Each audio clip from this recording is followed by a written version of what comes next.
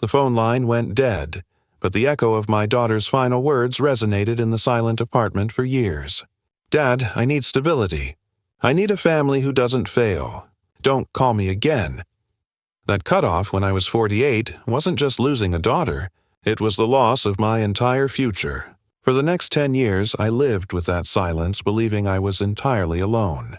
But that decade of heartbreak was just the dark prologue to a shocking twist orchestrated by a man I barely knew.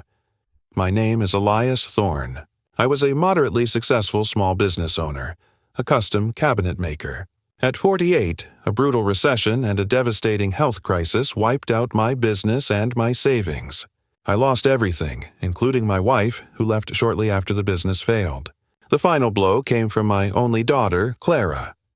Clara, who was 20 then, chose to move in with her mother and her mother's new husband, George Hawthorne. George was everything I wasn't: a wealthy, established corporate executive, a walking definition of stability. Clara saw my failure as a moral deficiency. Clara. Over the phone, cold and final. "George is giving Mom and me the stability you couldn't. I can't watch you struggle anymore, Dad. It's too much. Please, don't contact me." She changed her number, blocked my emails, and vanished from my life. For 10 years, I descended into poverty. I worked minimum-wage jobs, scraping by, sleeping in cheap rentals, the shame always my constant companion. Every birthday, every holiday, the silence from Clara was a fresh wound. I became convinced she saw me as a toxic failure. Meanwhile, I tracked George Hawthorne through the local papers. He was a pillar of the community, a benevolent executive. He had effectively replaced me, becoming the perfect, stable father Clara always wanted. The resentment was a dull, constant ache. 10 years later, I was 58, working as a night watchman in an industrial complex. My life was static, defined by loss. Then the call came. It was my ex-wife, brief and clinical. "Ex-wife, George died suddenly. Heart attack. The funeral is Saturday. You should come. Clara is devastated and, well, you should know." I drove to the funeral not out of grief, but out of a perverse sense of obligation and curiosity. The funeral was held at a massive, ornate church, a world away from my meager life. I watched from the back, a ghost in a borrowed suit. I saw Clara. She was 30 now, elegant, successful, and heartbroken. She was clinging to her mother, weeping openly over the polished mahogany casket. She didn't look my way. After the service, as the guests were leaving, a solemn, elderly man approached me. He introduced himself as Mr. Harrison, George Hawthorne's personal attorney. "Mr. Harrison. Mr. Thorne, George specifically requested I find you today. He has left something for you. Something he called the final accounting." I was bewildered. "George, the man who replaced me?" Harrison led me away from the crowd, his voice low and conspiratorial. "Mr. Harrison. George knew about the rift, Mr. Thorne. He knew why Clara cut you off. But George also carried a secret about his own success. A secret that bound him to you." He pressed a heavy, cream-colored envelope into my hand. Inside was a single, sealed document. I waited 2 days, the envelope burning a hole in my pocket. Finally, I went to a quiet public library, my sanctuary, and broke the seal. The document was a codicil to the last will and testament of George Hawthorne. I read the opening clause. "To my stepdaughter, Clara's father, Elias Thorne, I leave the following assets as compensation for the truth and to settle a debt long overdue, the debt." The assets listed were staggering: 51% controlling interest in Hawthorne Innovations, LLC, George's primary consulting firm, $2 million cash fund, designated for the immediate restructuring of Elias Thorne's future. I nearly collapsed. George had left me $2 million and the majority ownership of his company. But why? I continued reading George's attached personal letter, the final accounting. "Dear Elias, you don't know me, but I know your work.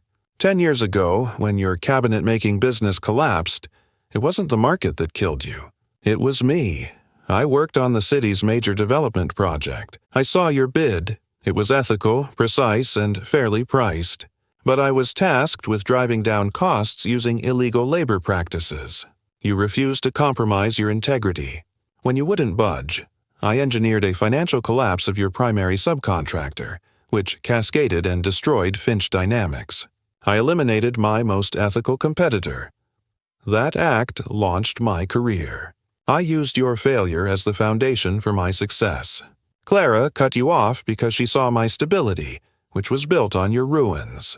I stole her father's stability to buy her comfort. I couldn't live with the silence. I spent 10 years watching Clara thrive in the life I stole from you. I never told Clara the truth. I replaced you, but I could never fix the damage. This company is legally yours now. Use the $2 million to rebuild your life. Tell Clara the truth, or don't. That choice is yours. George Hawthorne. The revelation was a hammer blow. I wasn't a failure. I was a victim of corporate sabotage. My poverty was George's sin.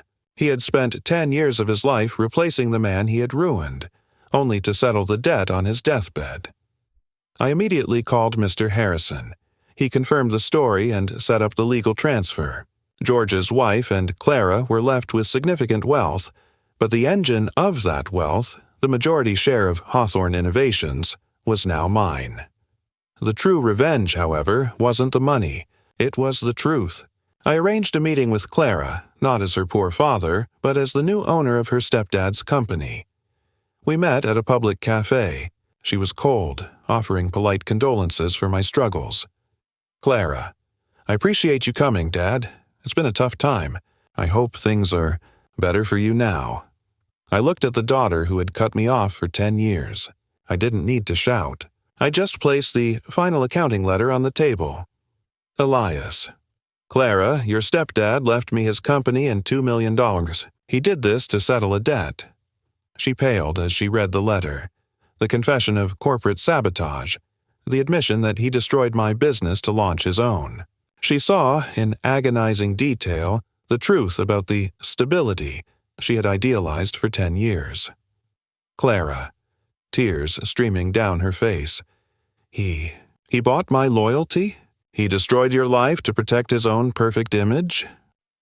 Elias. He bought my ruin, Clara, and you cut me off because you believed I was a moral failure. You chose the man who stole my stability over your struggling father. Now you know the truth about the stability you craved. She broke down, begging for forgiveness. Clara, Dad, I am so sorry. I didn't know. I should have never believed. Elias, the past is done. I'm not here for your forgiveness, Clara. I'm here for my dignity. I'm here to reclaim the life that was stolen. I took control of Hawthorne Innovations. I used the $2 million fund to systematically dismantle the unethical practices George had used, renaming the firm Thorn Solutions.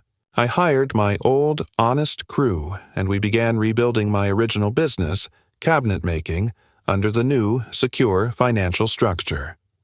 I didn't exile Clara. I gave her an ultimatum. She could work at Thorn Solutions at a fair salary, learning the business from the ground up, based purely on merit and integrity. She accepted. 10 years ago, my daughter cut me off, choosing the wealthy stepdad over the failed father. That stepdad's funeral changed everything, not because of the money, but because the truth finally exposed the lie that had defined my decade of suffering. I walked into that funeral a broken, aging night watchman. I walked out the rightful owner of my former rival's empire, with my integrity finally confirmed. If you've ever been wrongly judged by the people you love, share your story in the comments.